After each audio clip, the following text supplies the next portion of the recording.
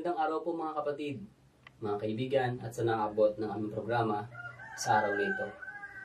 Sa panahon pong ito, ang ating pag-uusapan ay may pagkakritikal. Mga talata sa Biblia na nagkakaroon ng ibang pakahulugan sa ibang mga ngaral. Ang atin pong pinakapaksa ay tumutungkol sa kautusan at atin pong sasariwain at bibigyan ng diin ang mga talata na ginagamit upang atin pong maikatibay sa pananampalataya kung ating maunawaan. Muli po ay nagpapasalamat kami sa inyong patuloy na pakikisama sa amin. At kasama ko muli po si kapatid na Mikey upang bigyan ng tamang pangunawa ayon sa nakasulat. Kapatid? Sige po. Ang ating pong tatalakayin na naman ngayon, Brother Joseph, sa araw na ito, mga katanungan ukol doon sa kautusan. Sa Biblia kasi maraming mga binabanggit ukol sa kautusan at tulad din sa sinabi natin nung nakaraang episode, na pag hindi mo yun naintindihan, talagang mahihirapan ka. Siguro umpisahan na natin. Pero bago yun, naalala ko itong talatang ito na kahit din ako nag-iingat at siguro may apply din natin sa lahat na pag hindi mo talaga na intindihan o na usisa ng maigi yung sulat ng taong ito, na kahit si Pedro sabi niya matalino itong taong ito no? Basahin natin yung ikalawang Pedro 3:15 hanggang 16, no? Basahin ko po. At inyong ariin na ang pagpapahinuhod ng ating Panginoon ay pagliligtas, na gaya rin naman ni Pablo na ating minamahal na kapatid, na ayon sa karunungang ibinigay sa kanya ay sinulatan kayo.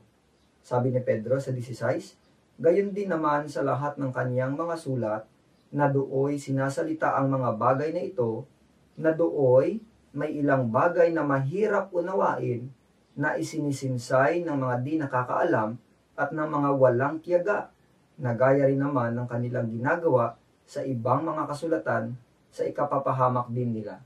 So walang exempted dito. Maging tayo o maging yung ibang tagapagturo, kailangan mag-ingat. Kasi kung mawawalan ka ng tiyaga, hindi mo isisain ng maigi, magkakaroon ka ng ibang pakahulugan kaysa dun sa pakahulugan talaga ng speaker. So siguro umpisahan na natin para medyo makarami tayo kapatid. Okay po. Mga kapatid, ito po ang mga paksa na ating pag-uusapan. Medyo may karamihan po ito at pagtyagaan po ninyo kaming samahan upang mausisa ang mga bagay tungkol dito. Ang una pong kritikal na talata na madalas pag-usapan na hindi lamang sa ating bansa, kahit sa ibang bansa ito po ay pinag-uusapan. Ito po ay matatagpuan sa Galatia 3:10. Ganito po ang sinasabi, sapagkat ang lahat na sa mga gawang ayon sa kautusan ay nasa ilalim ng sumpa. Sapagkat ng sulat, sinusumpa ang bawat hindi na nanatili sa lahat ng mga bagay na nakasulat sa aklat ng kautusan upang gawin nila. Ang isang issue tungkol dito ay para bagang lumalabas sa talatang ito. Kung babasahin ng walang tiyaga, ay ang sumusunod ayon sa kautusan, kapatid, ay sinusumpa. Ngayon, ano ba ang tamang pakahulugan dito ayon sa nakasulat sa Biblia, kapatid? Ayan. Naalala ko ito, kapatid na Joseph. Meron kaming nakausap na isang pastor din, ng isang relihiyon. Ginamit niya itong talatang ito. Pero hindi lang dahil mabilis siyang salita, hindi lang na napaliwanag na maigi. Pero nung tayo naman nagkaroon ng pagkakataon, ay naipaliwanag natin doon sa mga nakinig, no? At pag binasa nga po ito, meron dalawang bagay dito na kailangan maintindihan natin. Una, ang sabi doon kanina, sapagkat ang lahat na sa mga gawang ayon sa kautusan ay nasa ilalim ng sumpa. Parang lumalabas, tama yung sinabi mo kapatid, na yung gawa na nandun sa kautusan, pag ginawa mo yun, parang sumpa. Parang halimbawa, sabi ng kautusan sa pakahulugan nila, ang sabi ba naman ng utos, huwag kang papatay, huwag kang mangangalunya, ang dating, pag sinunod mo yun, parang nasa sumpa ka. Pero sa common sense, hindi Kaya ito siguro ang intindihin natin. Aling gawa yung tinutukoy dito sa Galatia 3:10 na kapag ginawa mo yon, talagang ikaw ay nasa ilalim ng sumpa. umpisan siguro natin doon sa positive side. Okay. Ayon sa Biblia, yung bang paggawa ko ng kautusan na ako ay gumagawa nananatili ako doon sa paggawa ng kautusan, ano bang tawag sa akin? Nasa ilalim ng sumpa? Basahin natin yung Santiago 1:25. Ngunit ang nagsisiyasat ng sakdal na kautusan, ang kautusan ng kalayaan, at nananatiling gayon na hindi tagapakinig na lumilimot, kundi tagatupad na gumagawa, ay pagpapalain ang taong ito sa kanyang ginagawa. Ayan, maliwanag po mga kapatid ng mga tagapakinig, ang sabi ni Santiago, na yung nagsisiyasat sa sakdal na kautusan, ang kautusan ng kalayaan, at nananatiling gayon. Nananatili siya doon na hindi tagapakinig na lumilimot, kundi tagatupad na gumagawa, ay pagpapalain ang taong ito. So walang problema doon sa pagtupad. Ngayon balik tayo doon sa punto sa Galatia 3:10. Bakit may binabanggit na nasa ilalim ng sumpa? Paano siya sinumpa? Kung tumutupad naman siya, Kung may tumutupad pagpapala naman pala naman siya. sa kanya. Actually, nandun din yung sagot kapatid eh. Pagpatuloy mga ulit. Basahin natin yung Galatia 3:10. Sapagkat ang lahat na sa mga gawang ayon sa kautusan ay nasa ilalim ng sumpa. Sapagkat nakasulat, sinusumpa ang bawat hindi nananatili sa lahat ng mga bagay na nasusulat sa aklat ng kautusan. Ayan. Upang gawin nila. Tama. Kaya nga sabi dito, sinusumpa. Sino yon? Ang bawat hindi nananatili sa lahat ng mga bagay na nasusulat sa aklat ng kautusan upang gawin sila. Siguro i-explain natin ng maigi. Actually, itong Galatia 3:10, sa unang pagbasa, kung titingnan mo, actually nakatungkol ito sa ceremonial law. Dahil dun sa tinatawag na aklat ng kautusan. Pero pag tiningnan mo siya by contextual reading ulit, no? Mula sa mga previous verses niya sa taas, makikita mo na kasama din yung kautusan, yung 10 utos doon. Pero yung punto nga, nagpapakita na ang tinatawag lang na nasa ilalim ng sumpa, yun yung hindi nananatili. Eh di pag hindi ka doon nanatili, sinusumpa ka. Pero pag nanatili ka naman na tagatupad, ang tawag sa Santiago 1:25, Pagpapalain. pinagpapala ka naman. So nasa sa atin pa yung pagpipili. Tutupad o hindi tutupad. Magiging pagpapala o magiging sumpa. Yun pala ang nandun. Yun yung kapatid. Okay, maliwanag po kapatid. So, maliwanag na naipaliwanag ang mga bagay na tungkol dito po sa sumpa. Ituloy po natin. May isa pang issue tungkol sa sumpa. Ito po ay mababasa sa 3:13 ng Galatia. Parehas pong aklat. Ang sabi dito, sa sumpa ng kautusan ay tinubos tayo ni Kristo at naging sumpa sa ganang atin sapagkat nakasulat, sinusumpa ang bawat binibitay sa punong kahoy. Yan. Actually, ito din ang pantapat dun eh. Pag hindi mo naintindihan yung sumpa na yan, sabi dyan, si Kristo, no, na naging sumpa sa ganang atin. Ang dating si Kristo din sumpa eh. So pag hindi mo yung nakita yung punto, talaga mahihirapan ka. Kasi ang tinutukoy dito sa 13, ulitin ko lang, sa sumpa ng kautusan ay tinubos tayo ni Kristo. Tinubos tayo dun sa sumpa. Ano bang ibig sabihin? Magbasa tayo ng ilang mga talata. For example, no, yung Episo 1:7, basahin natin, saan ba tayo tinubos? Basahin natin. Na sa Kanya'y mayroon tayo ng ating katubusan sa pamamagitan ng Kanyang dugo, na kapatawaran ng ating mga kasalanan ayon sa kayamanan ng Kanyang biyaya. Ayan, tinubos tayo mula sa kasalanan. Sa kabila, tinubos tayo mula sa sumpa ng kautusan. Sa madaling sabi, yung sumpa ng kautusan at yung kasalanan, sila yon, no? Parehas yun. Magkaparehas sila. Kaya nga, ang sabi dito, sinusumpa ang bawat binibitay sa punong kahoy. Kasi sa lumang tipan, yung mga binabato, yung mga binibitay sa kahoy, mga may kasalanan yon. Nasa ilalim sila ng sumpa kasi lumalabag sila. Basahin natin yung Deuteronomio 21:22. Kung ang isang lalaki ay magkasala ng kasalanang marapat sa kamatayan at siya'y patayin, at iyong ibitin siya sa isang punong kahoy. Ayan. Yung lalaki na nagkasala sa kasalanan na karapat dapat patayin, ay binibitin sa punong kahoy. So yung binibitin, yun yung may kasalanan. Kasi nalabag niya, kaya siya nasa ilalim ng sumpa. Si Kristo, bakit tinawag? Si Kristo ay naging sumpa sa ganang atin. Ba't ganun yun? Kasi si Jesus, sa halip na tayo yung may kasalanan na dapat nandun nakabitay, kinuha ni Jesus at ang sabi sa Pedro at ang ating kasalanan ay dinala sa kahoy. So, ang ibig sabihin nun, yung kasalanan natin na tayo dapat ang nandun, kinuha na ni Jesus. Kaya si Jesus, naging sumpa sa ganang atin. Parang naging makasalanan kaya siya namatay doon. Pero tayo dapat yun eh. So, yun yung punto, mga kapatid, na halos magkaparehas lang ito dun sa una, na yung sumpa ng kautusan o yung nasa ilalim ng sumpa, ang kahulugan nun, yun yung gumagawa ng kasalanan. Walang problema sa kautusan, kapatid. Kung sabihin natin ang kautusan ay sumpa, at halimbawa, yun nga talaga ang kahulugan nun, kahit ako magsasabi na, oh, sige, mali yung kautusan o masama siya. Pero hindi eh. Si Pablo na nagsalita tungkol sa kautusan, nagbanggit sa Roma 7:12, at hindi niya binilang na pangit o sumpa ang kautusan. Pakinggan natin si San Pablo, 7:12 ng Roma.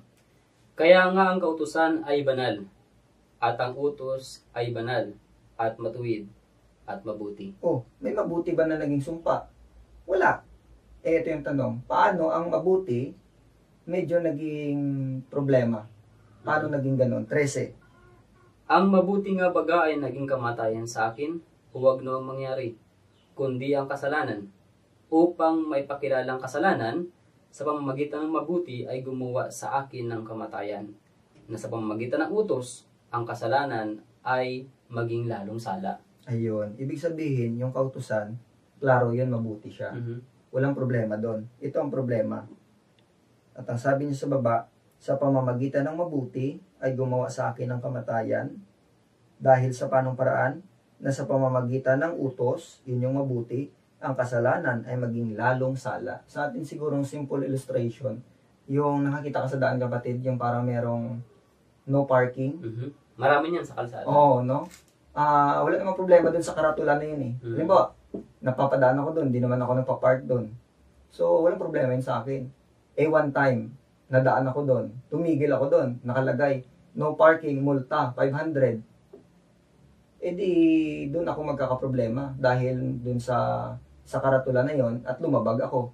Pero kahit nababasa ko yun araw-araw na no parking, multa 500, dumidiretso man ako, hindi man ako pumapark doon. So, walang yung problema sa akin. Walang sumpa. Walang sumpa. Hindi ako sakop doon sa penalty na 500 na yun. So, yun kapatid. Okay po. Sa ating pangatlong paksa ng mga kritikal na talata na pinag-uusapan ay atin pong isama ang Roma 10:4. Ang sabi dito, sapagkat si Kristo ang kinauuwian ng kautusan sa ikatutuwid ng bawat sumasampalataya. Ayan. So, marami na akong nakausap nito. Ang Roma 3:10, no? Sapagkat si Kristo ang kinauuwian ng kautusan. Sa English, ang sabi dito ay, for Christ is the end of the law. Kaya minsan, pag yun nga, na nababasa natin na yung parang superficial reading lang, ay nagkakaroon kagad ng implikasyon sa mga tao na tapos na ang kautusan, wala na. Kay Kristo na yun. Kasi sabi niya, for Christ is the end of the law. Parang tapos na. Pero hindi ganoon yun eh. Pag nakabasa ka ng end, dapat minsan maging wise ka rin na intindihin. Halimbawa, pakibasa nga kapatid yung unang Pedro 1:9 sa English.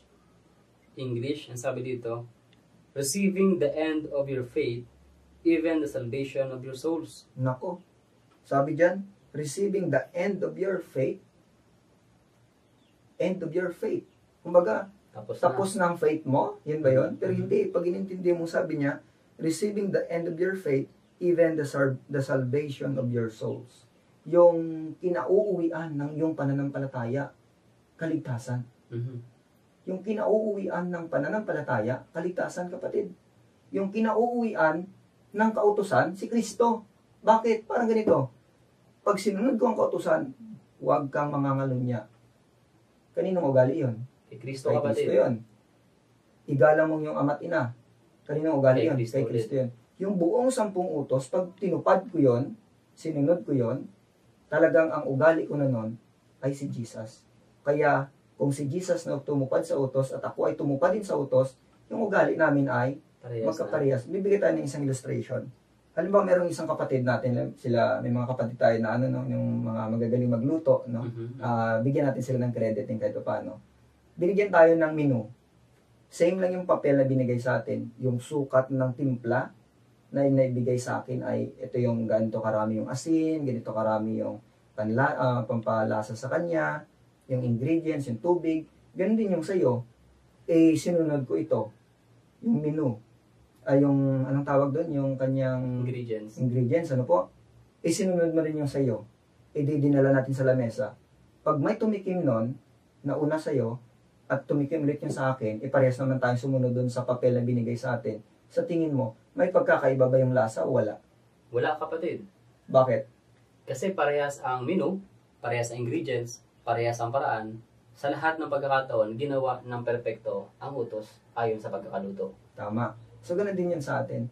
Pag sinunod natin ng maayos ang kautusan mula sa puso, at nakita natin yung ugali ni Jesus, halos walang pagkakaiba. Kaya ang tamang pagkaintindi dito sa Roma 10:4, ang kinauuwian ng pagsunod sa kautusan ay ugali mismo ni Kristo. Tulad sa sinabi sa Pedro, the end of your faith is the salvation of your soul. Yung kinauuwian ng tamang pananampalataya, kaligtasan ang nasa unahan nun. May maling pananampalataya kasi, yung tulad nga sa Diablo, na walang bunga sa pagpapakabanal. Kaya ako nabanggit na mayroong tamang pananampalataya talaga. So, siguro, bilang last, basahin natin yung Juan 15:10 para sa issue na ito. Kung tinutupad ninyo ang aking mga utos, ay maghisipanahan kayo sa aking pag-ibig, gaya ng aking pagtupad sa mga utos ng aking Ama, at ako'y nananatili sa kanyang pag-ibig. Ayan, klaro yun. Na si Jesus ay tumupad sa utos, tayo din naman ay sa pagpapakabanal, no, tutupad sa utos, at walang pagkakaiba sa atin. So, yun po siya. Actually, mga kaibigan, sa ating pag-uusap, marami na tayong napupulot na mga aral. At nagkakaroon tayo ng mga bagay na bagong pananaw sa mga talatang ito. At samahan po ninyo kami sa pagpapatuloy. Ang panibagong paksa na kritikal na mga talata sa Biblia ang binabanggit o nababasa sa Lucas 16:16. Ang kautusan at ang mga propeta ay nananatili hanggang kahiwan. Mula nooy ang ebanghelyo ng kaharian ng Diyos ay ipinapangaral at ang bawat tao ay pumapasok doon na nagpipilit. So ito po ang sagutin ng ating kapatid. Ano ba ang mga bagay na pinag-uusapan tungkol sa paksang ito? At gaano ba ito kalayo sa ating pananaw ayon sa nakasulat sa Biblia? Ayan. Pag inyo po napansin ang Lucas 16:16, no, naka-flash po kanina sa inyong mga TV screen, ay meron dito ang dalawang punto, kapatid. Unang-una, siguro tingnan natin yung sakit, no? Yung pananaw ng iba tungkol dito. Iniisip nila na itong kautusan na binabanggit dito, ito ay kautusan, yung 10 utos. At dahil dun sa pananaw na yun na ito ay 10 utos, ay pumasok dun sila sa unawa na natapos yung 10 utos hanggang sa panahon ni Juan Bautista. At ang sunod na naging punto pa, na simula sa panahon ni Juan Bautista, ay doon lang nag-umpisa ang ipangaral ang mabuting balita. Parang ganun. Yung parang, ang tawag doon sa theology ay dispensationalism. Parang nahati. May panahon na ito yung sa utos, may panahon na ito naman sa mabuting balita. Pero sa totoo lang, pag tinignan nyo, hindi ganun ang kahulugan nito, hindi yun yung nilalaman niya.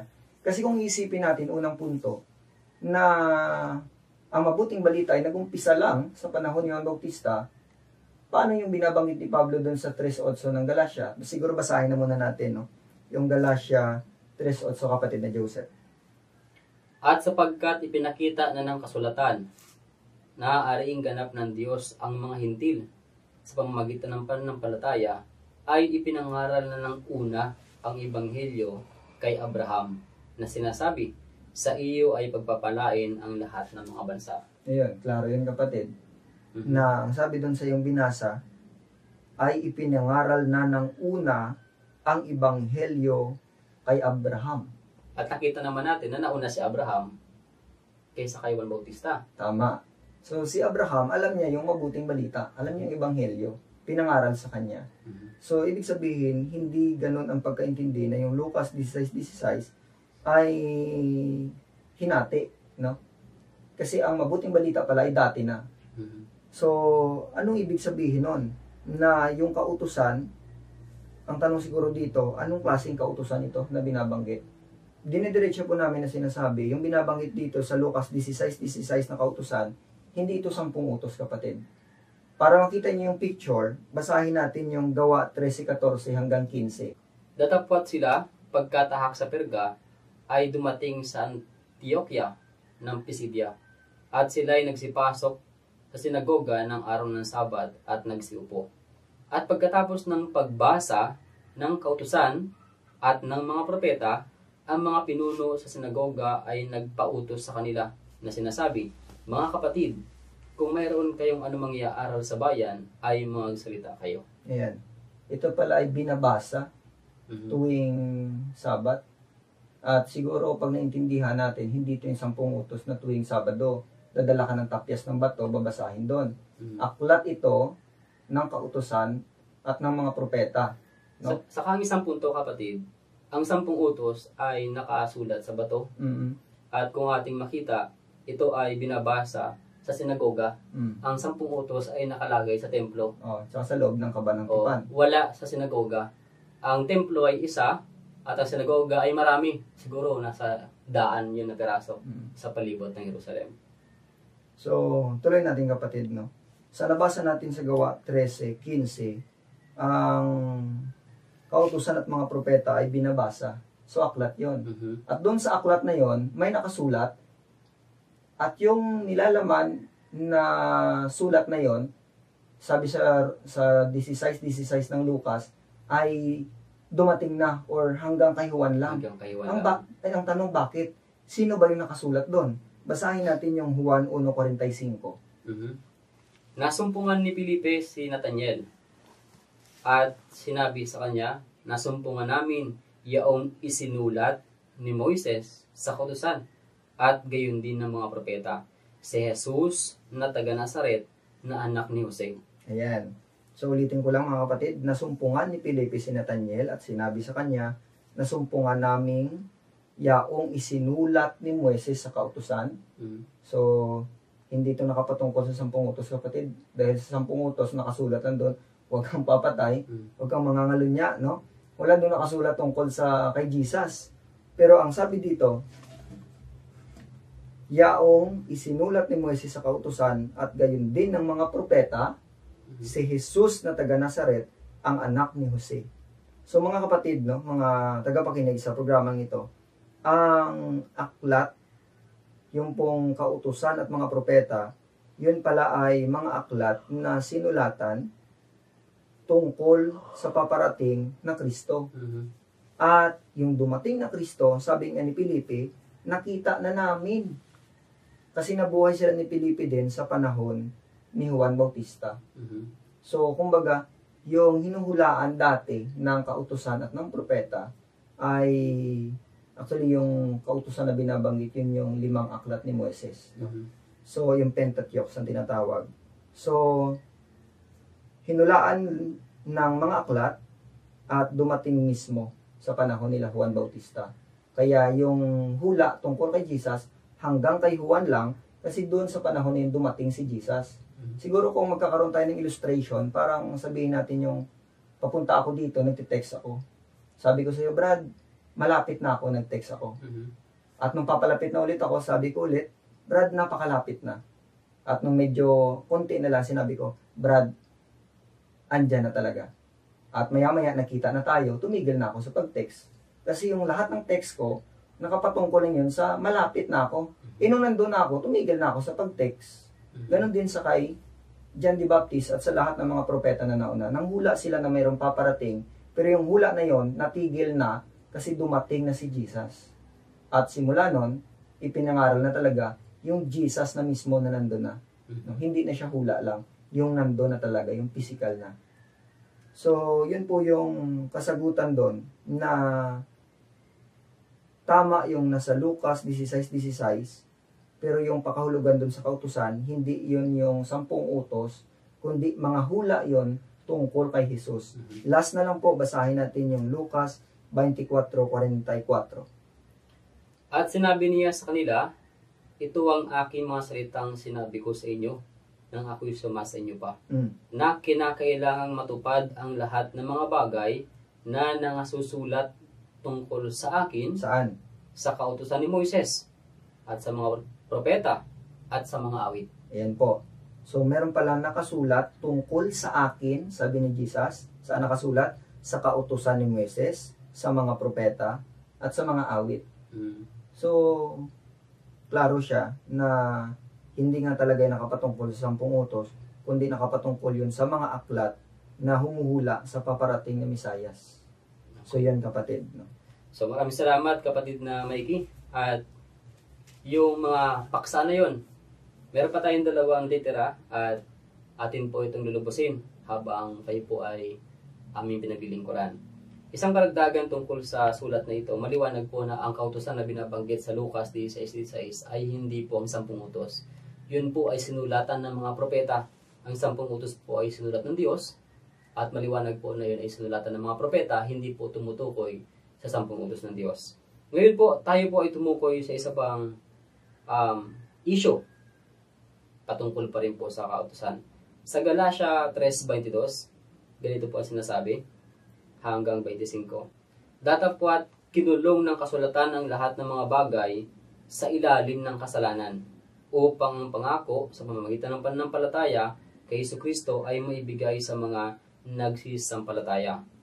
Ngunit bago dumating ang pananampalataya ay nabibilanggo tayo sa ilalim ng kautusan na nakakulong tayo hanggang sa pananampalataya ay ipahayag pagkatapos. Ano pat ang kautusan ay siyang naging tagapagturo natin upang ihatid tayo kay Kristo, upang tayo'y ariing ganap sa pamamagitan ng pananampalataya. Datapat ngayong dumating na ang pananampalataya ay wala na tayo sa ilalim ng tagapagturo. Kapatid na Mikey, ano ba ang specific na turo ng ibang mga mangaral patungkol sa paksang ito na lumalabas, tila baga lumalabas na pagkatapos na may pakita na sa atin si Jesus bilang tagapagturo, ay nawawala na ang kautusan? So, marami kasi ditong medyo nahihirapan din na ang pakahulugan nga na dahil nasa ilalim sila ng tagapagturo ay parang hinatid doon sila. Yung kautusan kumbaga, naghatid lang papunta kay Jesus. Na pagdating ni Jesus, wala na yung kautusan kasi andyan na si Jesus. Parang ano din siya, tulad din doon sa Lucas 16:16 kanina, na kautusan muna, pagdating ni Jesus, wala na kautusan kasi andyan na si Jesus. Pero hindi yun ang pinupunto niya. Pag tinignan natin na maigi itong Galatia 3, meron ditong binabanggit na 3 magkapare-parehong kahulugan. Ang binabanggit doon sa talatang 22 na nasa ilalim ng kasalanan. Sa talatang 23 naman binanggit sa ilalim ng kautusan. At sa 25 binanggit naman sa ilalim ng tagapagturo. Lahat ng yon ay dapat maintindihan natin kung saan ang lugar nun. Ang punto dito sa inyong napakinggan sa amin nung nakaraang episode, no? Yung tungkol sa pagkakaiba ng pag-aaring ganap tsaka doon sa pagpapakabanal. Itong talatang ito ay nakapatungkol sa posisyon ng tao bago siya inaring ganap. Yung keyword ay nakasulat sa 3:24, babasahin ko. Ano pat ang kautusan ay siyang naging tagapagturo natin upang ihatid tayo kay Kristo, upang tayo'y ariing ganap sa pamamagitan ng pananampalataya. Hindi yun yung pagdating ni Christ tumigil. Parang ganito, isang araw nagbabasa ako ng Bible, na-convict ako na meron akong kasalanan, nabasa ko yung kautusan, limbawa, baka magnakaw, nagnakaw ako, ang mangyayari, magsisisi ako, no? So yung kautusan na yun na nabasa ko sa Bible, naghatid yun sa akin doon sa pagsisisi kay Kristo. Yun ang kanyang kahulugan. bago dumating yung pananampalataya, nakakulong ako doon sa kasalanan.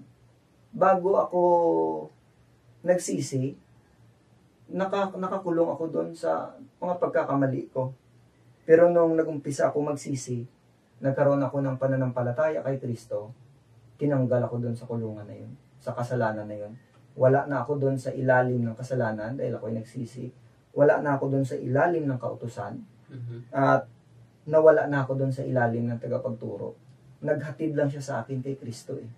So nang umusbong sa akin yung aking pananampalataya, ako po ay wala na doon. Ako ay pinalaya na. Yun yung binabanggit doon sa Roma 6:18 kanina na pinalaya ka sa kasalanan, mayroon ka ng alipin ka na ng katwiran. So, itong tagapagturo, yun yung kautusan na pag nabasa natin, ihahatid ka talaga niya kay Jesus.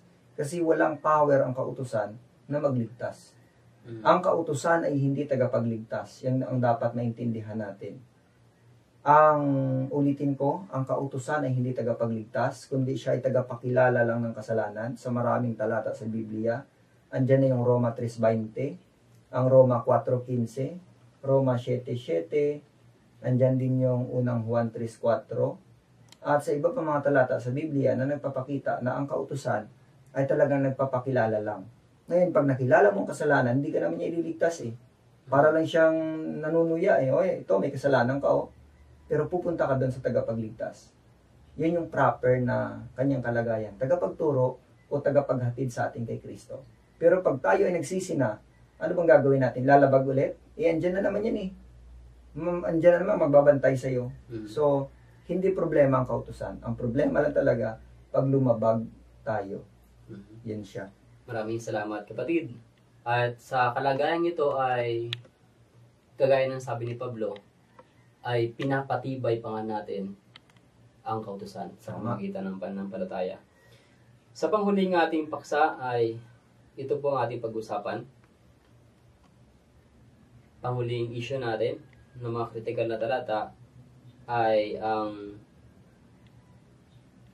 aral ng iba na ang utos sa lumang tipan ay wala na sa bagong tipan. Actually, ang aral na ito ay laganap at nakakalungkot na marami sa mga naghahanap ng katotohanan ay naliligaw. At siguro bilang panghuling paksa po natin, panawagan po namin sa inyo mga kapatid, mga kaibigan, na pakinggan po ninyo mabuti at alamin po ninyo ang tama. Ang mga bagay pong ito ay ipinadala ng Panginoon sa atin upang tayo ay maligtas.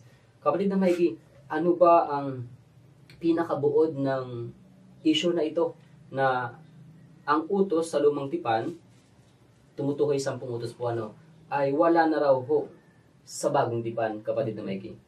Actually, sa unang pakinig, pag narinig mo yung ganyan, mahihirapan ka eh. Mahihirapan mismo yung tagapagsalita. Kasi ganito yun. Pag halimbawa, ang bibigay ng isang illustration, there are times na pag pumunta ka sa doktor doon sa mga may hika, may mga pinagbabawal sa kanila na saging. Pero pag narinig mo yung bawal yung saging, hindi mo ilalahat na lahat na lang ng saging bawal. May mga saging doon na bawal, pero may mga saging na pwede sa kanila. The same din sa kautusan, pag narinig yung kautusan, general term kasi siya, ang hindi siguro nakita natin dati, o di kaya ng iba sa ngayon, ay yun yung kautusan na merong pinatigil at merong kautusan na nagpatuloy. Halimbawa, basahin natin yung Hebreo 10:1-2 sa English version, sa King James Version. Meron doong kautusan na cease to be offered. Pinatigil talaga siya. Anong klaseng utos yon? Pakibasa, kapatid. For the law, having a shadow of good things to come, and not the very image of the things, can never, with those sacrifices which they offered year by year continually, make the comers thereof thereunto perfect. For then would they not have ceased to be offered, because that the worshippers once purged should have had no more conscience of sins. Ayan. I-highlight ko lang po yung mga importanteng bagay. Yung law, sabi dito, have the shadow of good things to come. At anong klaseng kautusan ito? Ito ay nakapatungkol dun sa mga sacrifices which they offered year by year. At ang sabi sa verse 2, they were ceased to be offered. Pinatigil sila, kapatid na Joseph, no? Pinatigil. Yun yung pinatigil. Kaya nga sa ngayon, talagang kahit tayo, talagang pinapaalam natin sa kanila na wag nang mag-offer o maghandog ng mga tupa. Ang mahal din eh. Pag nauso yan sa time natin, pero mo tuwing magkakasala ka, dadala ka ng tupa. Buti na lang kung may bakahan ka. Kung mahirap ka, halimbawa pulubi ka, talagang lugi ka pagdating sa kaligtasan. Kaya po, natigil na yon dahil ang kumakatawan nun ay si Jesus. At yun yung mga pinatigil. Ito yung tanong. May mga iba naman na ito yung tanong, meron bang iba na nagpatuloy? Yes, marami. Actually, may mga nagbabanggit na tinatigil ng kautusan, pero pag tinanong mo, naniniwala din naman sila na nagpapatuloy pa rin. Kaso lang siguro dala na rin ng napakinggan nila, kaya nababanggit nila yon. Pero pag tinanong mo naman sila na, kapatid, halimbawa sa ibang religion, kapatid, paano yung kasal? Bagong utos ba yon sa bagong tipan o lumang utos na yun dun sa lumang tipan pa? Very clear na yon na talagang utos yun sa lumang tipan. Pero ito yung tanong, yung kasal ba, importante yan sa ngayon? Pag sinabi naman natin na hindi na importante, alanganin naman na tayo Kristiyano na hindi magpapakasal. Pag sinabi naman natin na oo, di naniniwala tayo. Patunay na umiiral yung kautusan sa lumang tipan. Oo, kaya nga kung titingnan mo, kahit hindi ka na magbasa, kapatid, kahit sa doon na lang makikita mo, ito pa yung sunod. Naniniwala naman din sila na yung dugo bawal din sa bagong tipan. Ito yung tanong. Kailan ba nag-start yung pagbabawal sa dugo? Bagong tipan o lumang tipan? Luma din yan eh. Basahin natin yung Leviticus. Siguro basahin natin yung Leviticus 17:12, kapatid. Kaya't aking sinabi sa mga anak ni Israel, sino man sa inyo ay huwag kakain ng dugo, ni ang taga-ibang bayan na nakikipamayan sa inyo ay huwag kakain ng dugo. Ayan, maliwanag dyan, kapatid, no? Na kahit yung mga taga-ibang bayan, mga hintil, o yung taga-Israel, huwag talagang kakain ng dugo. Uutos yan pala doon dati. Ngayon, pinagpapatuloy man ng ibang mga sekta. So kung sinasabi nila na talagang wala na yon yung luma, dapat consistent. Dapat patunayan mo na wala na. Wala nang kasal. Wala na ring dugo. Hindi. Talagang ang stand nila tulad sa atin. Hindi lang nila ma-utter sa kanilang bibig no, na may pinatigil, may nagpatuloy. Dapat kung ganun yung maging stand nila, mas klaro sana. Kung titingnan mo pa ulit, hindi lang yung nag-umpisa sa panahon ng Israel. Balikan natin ng konti sa panahon ni Noe. Sa Genesis 9:3. Bawat gumagalaw na nabubuhay ay maging pagkain ninyo, gaya ng mga sariwang pananim, na lahat ay ibinibigay ko sa inyo. Ngunit ang lamang may buhay, na siya niyang dugo, ay huwag ninyong kakanin. Ayan. Ngunit ang lamang may buhay, na siya niyang dugo, ay huwag ninyong kakainin. So, wala pa pala yung Israel. Panahon pa lang nila Noe. Pinagbabawal ng dugo. Pinagbabawal ng dugo. Lumang-luma. Kung merong lumang tipan, siguro masabi na dito, mas luma pa doon.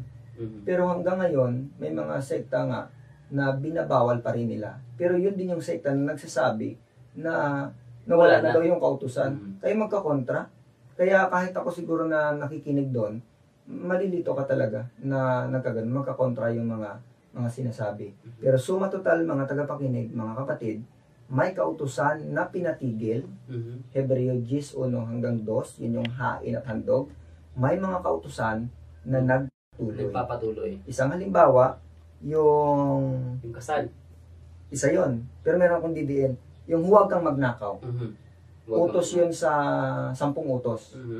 Pagdating sa bagong tipan, basahin natin yung Episo 4:28. Bawal pa rin eh. Pakibasa, kapatid.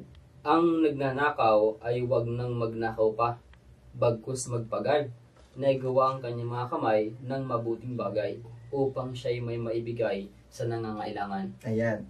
Ang nagnanakaw ay huwag nang magnakaw pa. So, utos yun sa lumang tipan na pinagpatuloy nila ni Pablo. Kaya nga sa tunay na Kristiyano, walang nagnanakaw, walang nangangalunya, walang nag-iimbot, walang nagbe-bear ng false witness, kasi yun ang talagang buhay ng Kristiyano, tagasunod, no, doon sa kautusan. Yung panglimang utos naman na igalang mong iyong ama't ina na nakasulat yun sa pangalawang tapyas ng bato sa lumang tipan. Nagpatuloy din ba yon hanggang sa bagong tipan? Basahin natin ang Episos 6:1, kapatid. Mga anak, magsatalima kayo sa inyong mga magulang sa Panginoon sapagkat ito'y matuwid. Igalang mo ang iyong ama at ina na siyang unang utos na may pangako. Ayan. Igalang mo ang iyong ama at ina. Halos word for word na kinuha doon sa 10 utos sa 10 ng Diyos. utos, yung panglima. Ngayon baka kami magtanong, bakit binabanggit dyan siyang unang utos na may pangako? Di ba panglima yan? Ba't naging unang utos? Kasi mga kapatid, mga naabot ng aming tinig, yung 2 tapyas ng bato, yung isang tapyas para po yun utos sa Diyos. Una hanggang pang-4. Yun. Pagmamahal sa Diyos. Oo. Una, pangalawa, pangatlo, pang-4, yun yung para sa Diyos. Yung pang-5 hanggang pang-10, yun yung utos para sa tao. Pero yung pang-5 utos, siya yung pinaka number 1 dito sa taas. Kaya sinabi dito, kumbaga sa linya, dito sa 2 tapyas ng bato, yung pang-6 na utos sa 10, dito sa pangalawang side, siya yung pinakauna doon na nilagay. Kasi ang ulitin ko lang, yung 4 na utos, puro sa Diyos yon. Ngayon ito, para sa tao. So yung lahat ng utos na para sa tao, meron dong pinakataas, nandun yung igalang mo ang iyong ama't ina. Kaya nilagay ni Pablo, sabi niya na siyang unang utos, yun yung utos para sa tao. Unang utos na may pangako. So yun ang kahulugan, bakit ganyan siya. Pero sa kabuuan nga po, mga tagapakinig, talagang nagpapatuloy ang kautusan at sa inyo pong napakinggan at pagsubaybay sa mga tinalakay natin ng mga talata na binabanggit o ginagamit ng iba nating mga kakilala, ay hindi po nawawala ang kautusan. Andyan pa rin. Ang kailangan lang, maintindihan natin yung proper place niya para hindi niya kalabanin o awayin yung pananampalataya, yung biyaya, yung pagsisisi, yung pagsunod. Hindi yun magkakontra. Para maintindihan siya, ayusin mo lang kung saan siya nakalagay. So, yun lang mga kapatid, at sana sa munting oras na aming ibinigay sa inyo at sa kaunting oras na inyong pakikinig, sana po na-bless kayo. Ang dalangin namin ay makita niyo yung mga katotohanan ito, hindi kami maging burden sa inyo, at sana po kung na-bless kayo sa mga pag-aaral na ito, ay i-search niyo po sa YouTube ang aming mga topics na naibibigay, o di kayo mga napopost po namin sa Facebook. Kung online kayo, ay tingnan po ninyo at kapupulutan ng aral. At handa po kaming tumanggap ng mga katanungan. Hanapin nyo po yung Sabbath Remnant Church Advanced Bible Study Group sa Facebook at mag-send po kayo din ng mga katanungan, at maaaring susunod namin na mga episodes ay amin po yung tutugunan sa oras namin pong mabasa at makita. So sana po naging pagpapala po ang programang ito sa inyo. Magandang araw po sa inyo lahat.